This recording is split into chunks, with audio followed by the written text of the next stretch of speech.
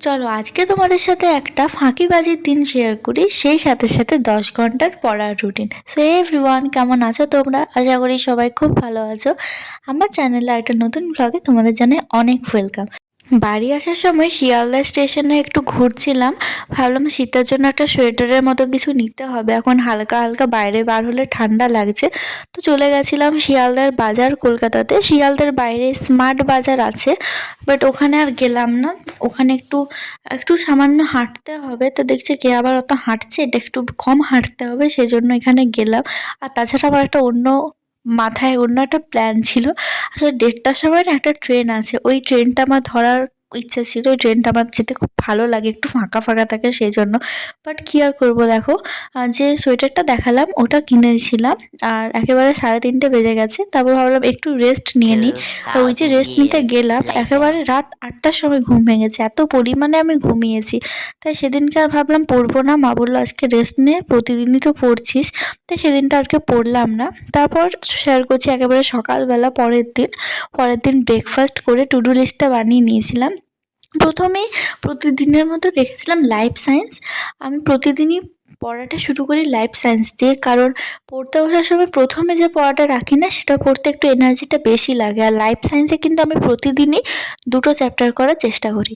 আজকে রেচনের পার্ট 3 লিখেছি। আসলে আমার একটা লাইভ ক্লাস কালকে দেখা হয়েছিল না, সেই জন্য ওটা করে নিয়েছিলাম একদম প্রথমে। তারপর শোষণ চ্যাপ্টারটা রিভিশন দিয়েছিলাম, খাতাতে যা আছে, তারপর বই থেকে যতটা শোষণে যা আছে সেটা, সেই সাথে সাঁতরার রেফারেন্স বইয়ে ফার্স্টে যে জিস্ট একটু দেওয়া আছে সেটাও করেছিলাম। তো আমি শুরু করেছিলাম লাইফ সায়েন্সটা পড়তে 11টার দিকে, আর তারপর শেষ হয়েছে 2:30টার দিকে। আমার লাইভ ক্লাসগুলো করার পর চার্জটা একদম কমে গেছিলো, তাই মাঝে আর একদমই ভিডিও তোলা হয়নি। তো 2:30টার পর একটু স্নান করে নিলাম, তারপর খাওয়া দাওয়া করলাম। তারপর দেখো একেবারে চলে এসেছি সন্ধ্যাবেলাতে আমার একটা লাইভ ক্লাস ছিল ফিজিক্যাল সায়েন্সে। সেই ক্লাসটা করার পর ভাবলাম একটু মোমো খেতে যাব, কিন্তু কোথাও না আর ভেজ মোমো পেলাম না, তাই শেষে ওই ফুচকা নিয়েই বাড়ি আসতে হলো। আমরা আসলে চিকেন খাই না, আর ভেজ মোমো কোথাও পাওয়া গেল না, তো আর কি করা যায়।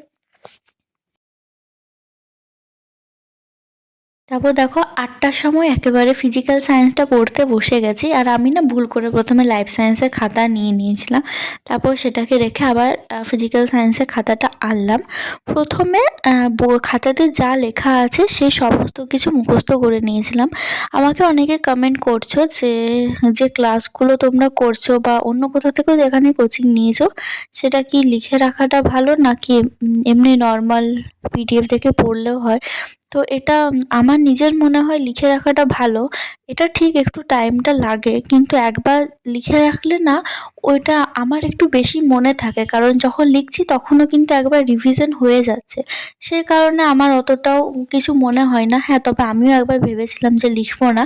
আমি লিখেও ছিলাম না কিছুদিন, 2-3টে চ্যাপ্টার আমার লেখা ছিল না, কিন্তু তারপর দেখছি না আমার কিছুই মনে থাকছে না। যে চ্যাপ্টারগুলো করিয়েছে আমাকে আবার সেগুলো ঘুরে থেকে রেকর্ডেড ক্লাস দেখতে হয়েছে, খাতায় লিখেছি তবে যে আমার মনে আছে সব কিছু।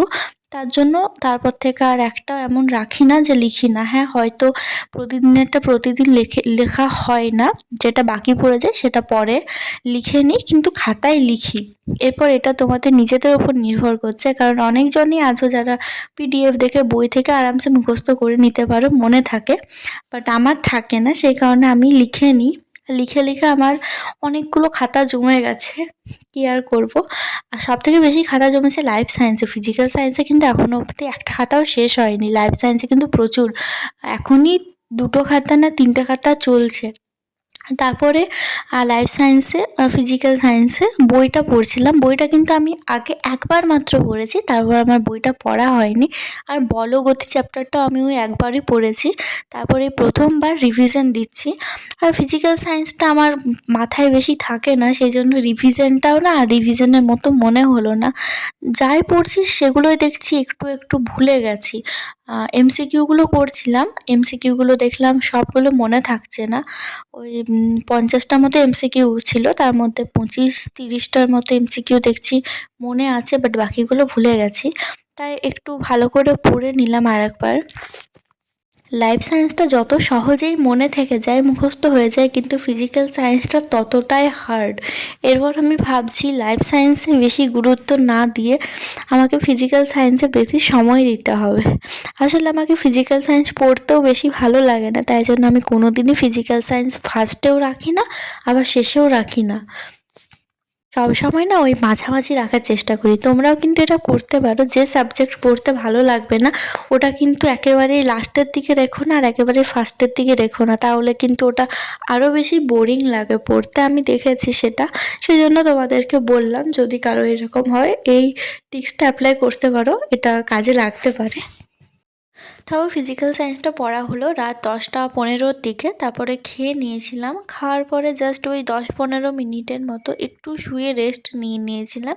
তারপর আমার ইংরাজিটা বাকি ছিল, ইংরেজিটা শুরু করেছিলাম 11টার সময়। আমার কিন্তু আজকে একটু ভুল হয়ে গেল, আমি প্রথমে লাইফ সায়েন্সের পর ফিজিক্যাল সায়েন্স লিখিনি, ইংরাজিটা লিখেছিলাম। কিন্তু প্রথমে না আমি আগে ফিজিক্যাল সায়েন্সটাও করে নিলাম, আমার ঠিক মাথাতেই ছিল না। বাট একই হলো জিনিসটা, যেটা আগে পরে করি, সেটা অবশ্য কোনো ব্যাপার না। তো ইংরেজিতে আমার টেন্সটা করা ছিল, টেন্সে কিন্তু আমার সমস্ত লেখা হয়নি, আগের দিনের ক্লাসেরটা লেখা হয়েছিল না।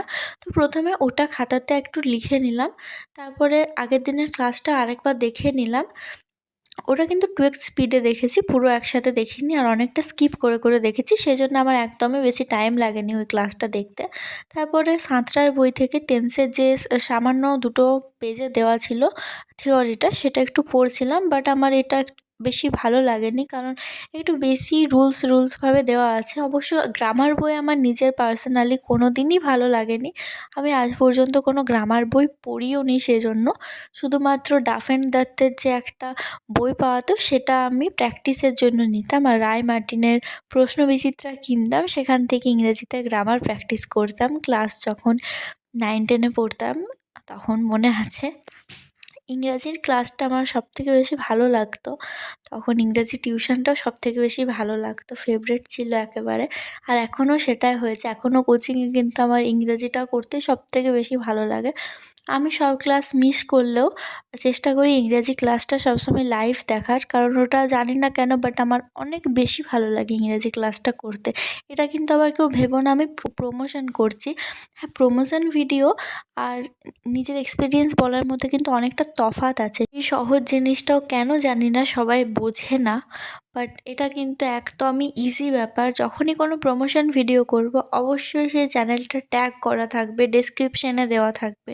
সেই রিলেটেড কোনো কোয়েশ্চেন করলেও কিন্তু সেরকম আনসার পাওয়া যায় না, কারণ সেটা প্রমোশনের ভিডিও। আবার দেখবে থাম্বনেলেও সেই চ্যানেলটার লোগো দেওয়া থাকবে। আমি কিন্তু আজ পর্যন্ত এগুলো কিছুই করিনি, কারণ আমি কিন্তু এগুলো কোনোই প্রমোশন করি না।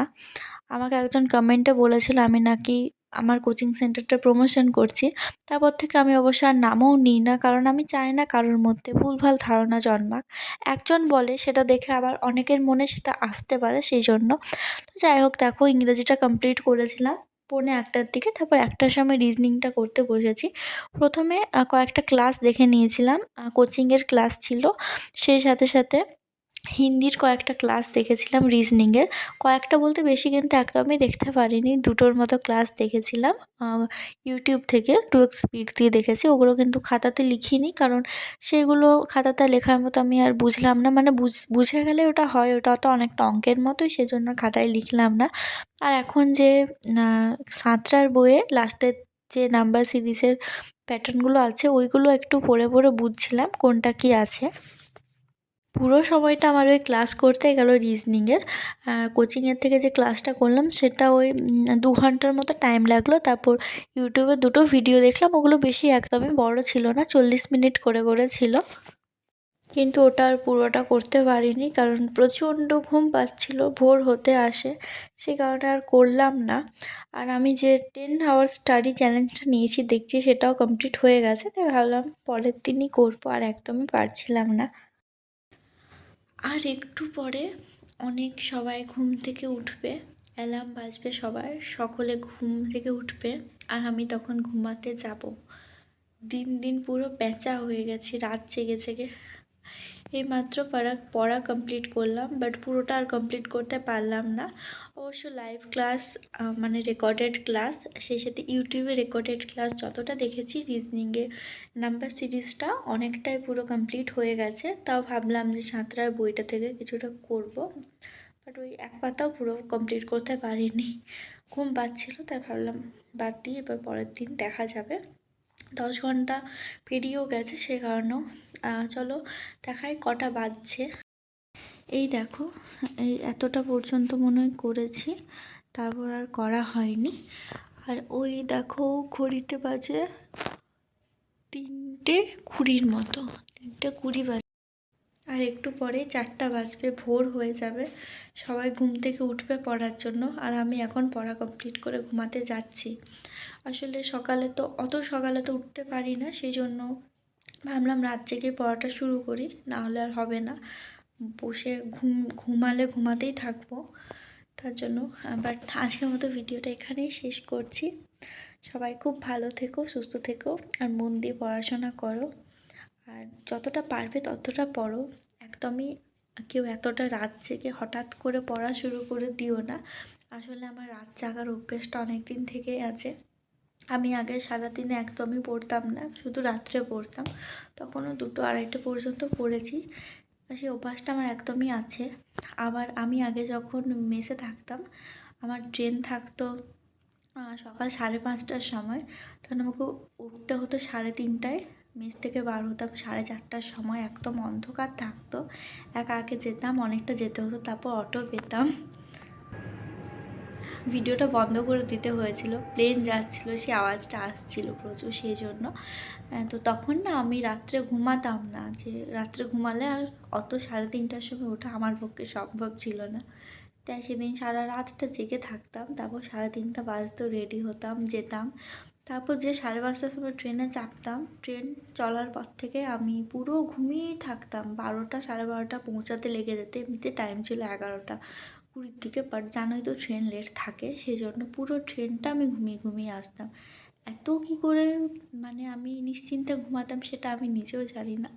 ব্যাগ থাকতো, বাট ঘুমিয়ে যেতাম ট্রেনে, সারা রাত ঘুম হতো না তো। চলো, আর অনেক রাত হয়েছে। এত রাতেও যে কী করে আমি এত বকর বকর করার এনার্জি পাচ্ছি সেটা আমি নিজেও জানি না। অভ্যেস হয়ে গেছে রাত জেগে জেগে, এখন কোনো মনেই হচ্ছে না। চলো, দেখা হচ্ছে অন্য একটা ভ্লগে। আর চলো আজকে দেখায় রাত 3:30টার সময় বাইরেটা কীরকম লাগে। আশা করছি সেদিন আগের ভিডিওতে ঠিক মনে নেই কটার সময় শেষ করেছিলাম, অনেকটা সেরকমই লাগছে। তারাও দেখিয়ে দিই, এই দেখো।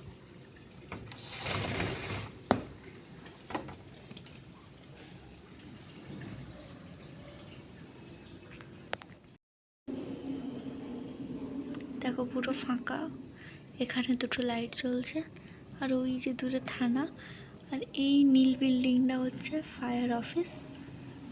আর চাঁদ কোথাও দেখতে পাচ্ছি না। চলো, হয়ে গেছে আজকের মতো, ভিডিওটা এখানেই শেষ করছি। দেখার জন্য একটা ব্লগে বাই। সবাই খুব ভালো থেকো। এই বেজে গেলো 3:25, এরপর এই ভিডিওটাকে এডিট করব, তারপর সেটাকে পোস্ট করব, তারপর ঘুমাবো। ঘুমাতে ঘুমাতে 4টে 4:30 বেজে যাবে। বাই, সবাই খুব ভালো থেকো, সুস্থ থেকো। দেখার জন্য একটা ব্লগে।